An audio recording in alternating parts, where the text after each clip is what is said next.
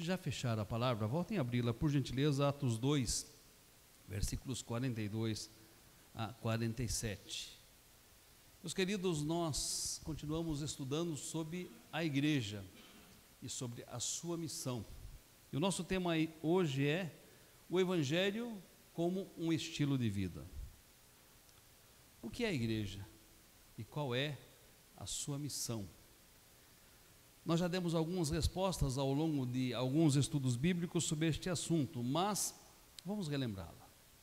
A igreja é um organismo vivo, onde os eleitos, regenerados, justificados e chamados por Deus congregam, onde eles aprendem e preservam os ensinamentos de Cristo, onde eles desenvolvem os seus dons para a edificação de todos, onde buscam santificação, onde se preparam para dar razão da esperança que sustentam e onde se preparam para anunciar a mensagem da salvação àqueles que ainda não conhecem. E é sobre esta afirmação que nós gostaríamos de conversar nessa noite, sobre o tema o Evangelho como um estilo de vida. E quando olhamos para esse texto na palavra de Deus, vamos ver três coisas profundamente impactantes. A primeira delas, uma vida devocional impactante. Como está a minha vida devocional, a sua vida devocional, querido irmão, querida irmã? Como está o nosso relacionamento com Deus? Eu tenho buscado a presença de Deus em oração. Eu tenho lido a palavra de Deus em meu dia a dia, meus queridos, quando me reúno com os meus irmãos na casa de Deus. Tenho oferecido a minha devoção com sinceridade de coração e com plenitude de alma.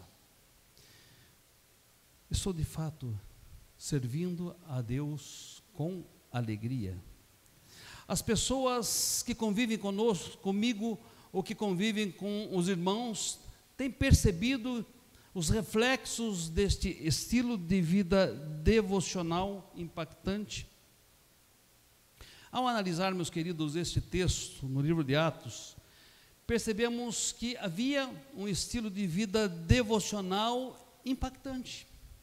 E há pelo menos 6 características que nos são apresentadas deste estilo de vida devocional impactante. Analisar estas características se torna muito importante, porque se não estamos vivendo estas características nos nossos dias, se não estamos vivendo estas características individualmente enquanto igreja, talvez, atentem irmãos, talvez tenhamos perdido o ímpeto, o entusiasmo e a paixão do primeiro amor. Quero convidá-los a, baseado nesse texto, perceber 6 características de uma vida devocional impactante.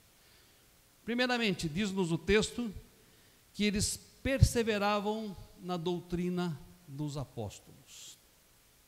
Meus amados, os apóstolos foram comissionados por Jesus Cristo, lá em Mateus capítulo 28, versículo 20, a irem por todo o mundo, a pregarem o Evangelho a toda criatura e a ensinarem as pessoas a guardar todas as coisas que Ele ordenou. Portanto, esse conjunto de ensinamentos ordenados por Cristo eram ensinados como doutrina aos irmãos, à igreja nascente. E diz-nos o texto que eles perseveravam na doutrina dos apóstolos. E faziam isto com fidelidade, faziam isto com integridade. Uma segunda característica, versículo 22, eles perseveravam no partir do pão. Essa expressão também é usada para as refeições comuns, as refeições diárias. Mas de um modo especial, neste contexto, o evangelista Lucas e o historiador Lucas usa essa expressão para se referir à ceia de Jesus Cristo. E essa referência diz respeito à sua própria instituição e à sua ministração. Diz o texto que eles perseveravam no partir do pão, na celebração deste sacramento, a Santa Ceia.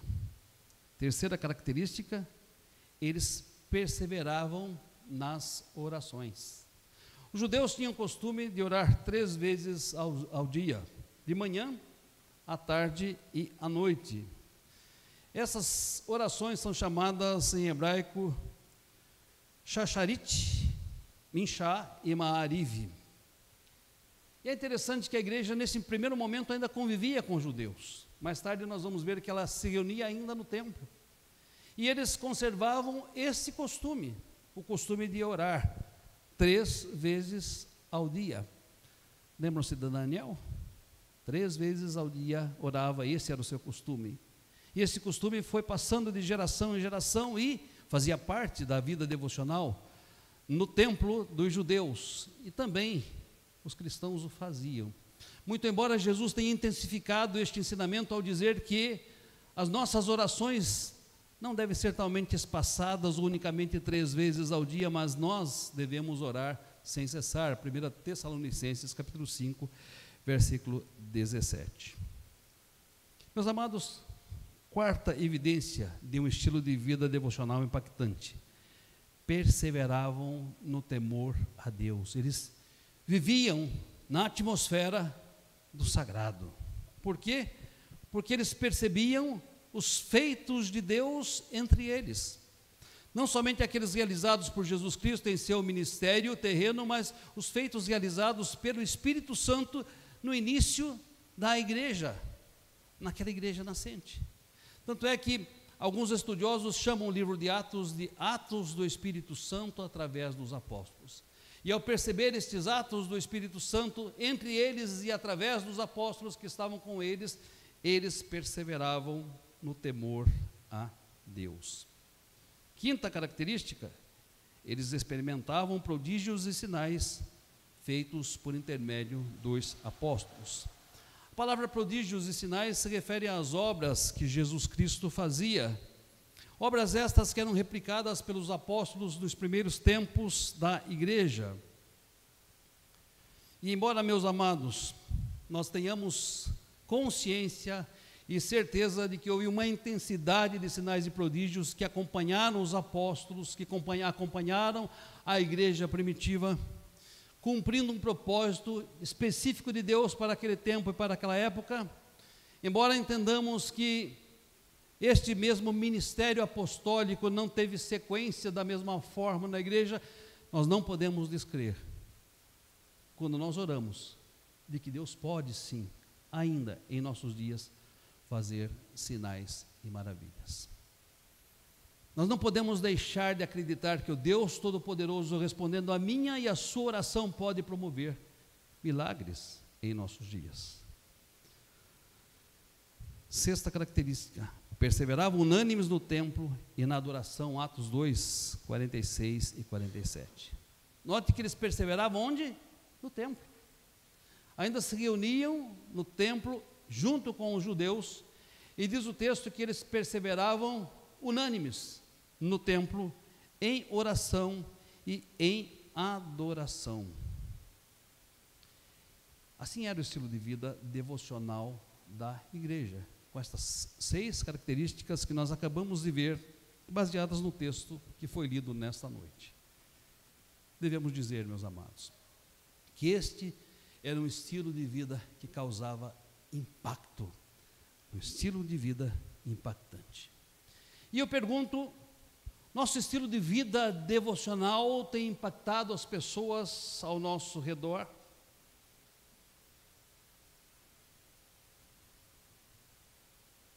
Nossa leitura da Bíblia, os momentos que temos de oração, tem impactado os nossos filhos e aqueles que convivem conosco? Eles nos veem lendo a Bíblia, eles nos veem orando, eles nos veem adorando a Deus, eles nos veem expressando a nossa gratidão ao Senhor. Eles sabem que em determinados momentos estamos às vezes sós no nosso quarto, na presença do Altíssimo. Como tem sido o nosso estilo de vida devocional em nossa casa? quando nós nos reunimos, como tem sido a nossa adoração, a nossa devoção ao nosso Deus. Experimentamos também uma atmosfera de temor, experimentamos também uma atmosfera de adoração, experimentamos também uma atmosfera de alegria.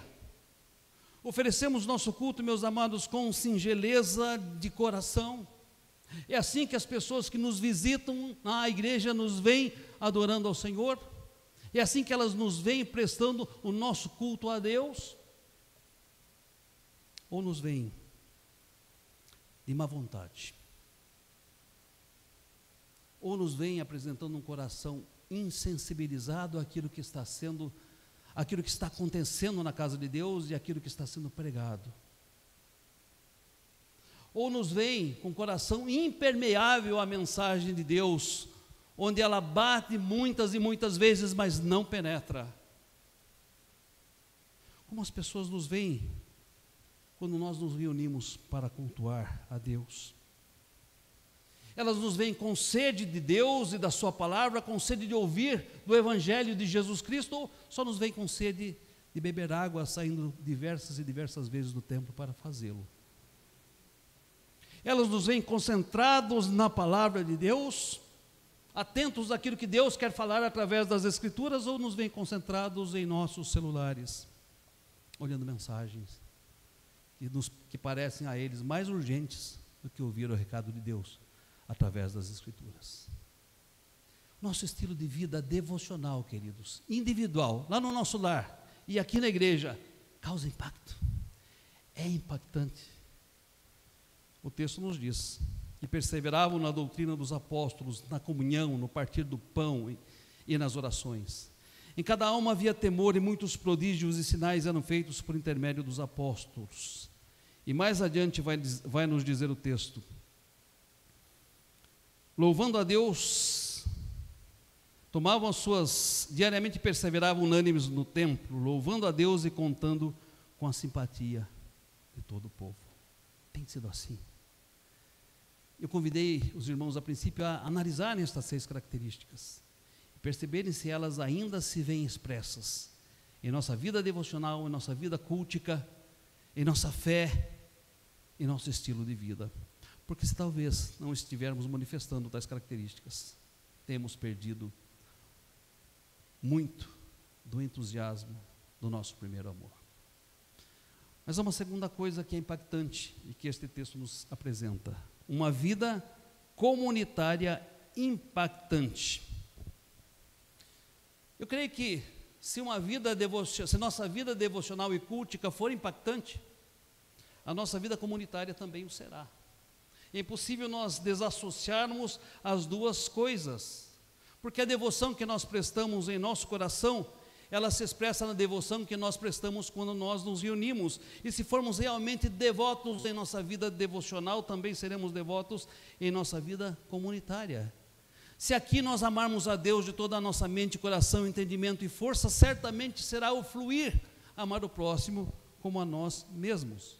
E o texto apresenta-nos também algumas características de uma vida comunitária impactante. Atos 2, 44, confiram aí os irmãos.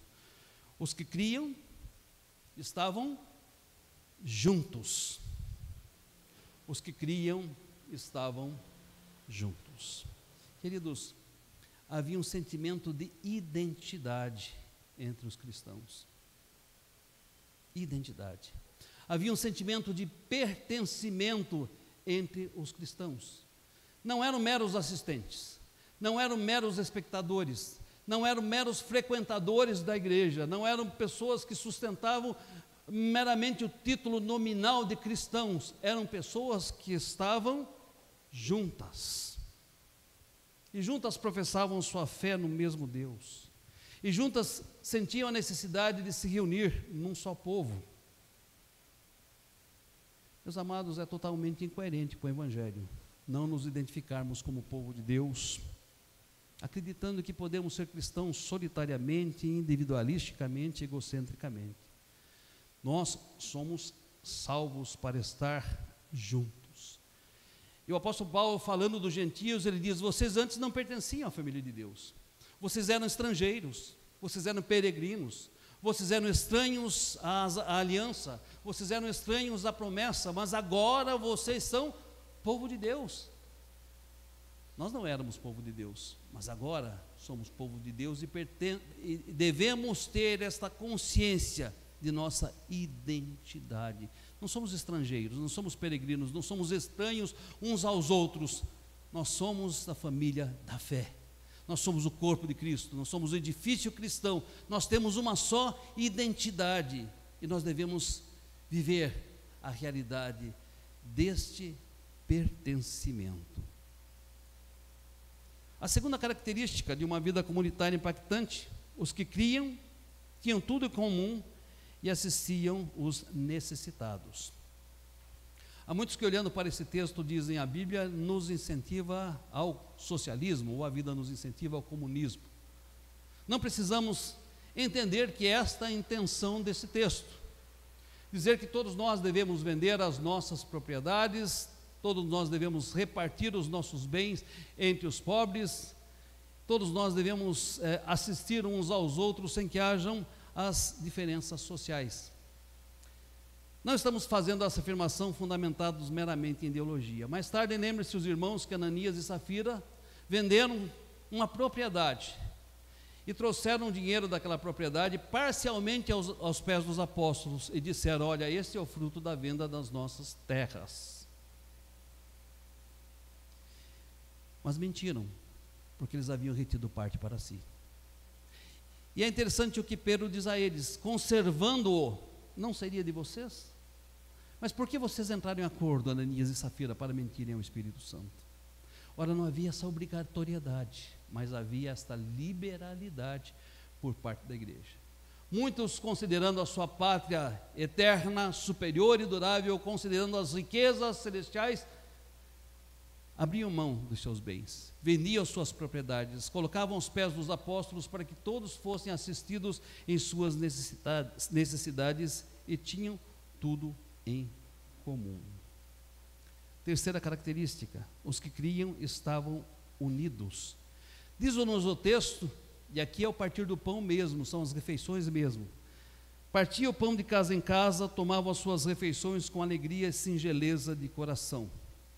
E aqui o conceito de estarem juntos é aprofundado, porque há uma diferença entre estar juntos e ser unidos. Nós podemos estar juntos aqui, mas não sermos unidos. E o texto vai além, ele diz que os que criam, os que creram estavam juntos, mas os que creram também viviam a experiência da unidade. O texto vai nos dizer que eles estavam unidos, compartilhando vida de casa em casa, uns com os outros, com alegria e singeleza de coração. Meus amados, cumpre nos perguntar nesse segundo ponto: como está a nossa vida comunitária? Nós nos identificamos como um só povo, uma só família, um só corpo, um só edifício? Nós, meus amados, somos meramente frequentadores ou assistentes dos trabalhos que são realizados, ou nós nos entendemos como povo de Deus chamado para servi-lo? As pessoas que nos visitam, as pessoas que vêm entre nós, elas sentem o impacto desta vida comunitária? Elas sentem o impacto dessa vida de união? Elas sentem o impacto de sermos nós, mais do que pessoas que se ajuntam no lugar, mas pessoas que se unem com um propósito, com um objetivo, que se reúnem para edificar uns aos outros e glorificar a Deus? Elas nos vêm compartilhando, se necessário, as necessidades físicas uns dos outros, ou uns com os outros? Elas nos vêm compartilhando as nossas necessidades espirituais uns com os outros? Elas vêm nos compartilhando as nossas necessidades emocionais uns com os outros? Ou somos solitários, frequentando o mesmo lugar, se reunindo para adorar, sem levarmos as cargas uns dos outros? para cumprir dessa forma a lei de Cristo? Qual é a percepção que as pessoas têm quando nos veem associados, reunidos em um mesmo lugar? Terceira lição desse texto: um testemunho impactante.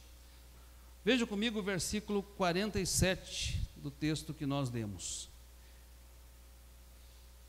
Atos 2,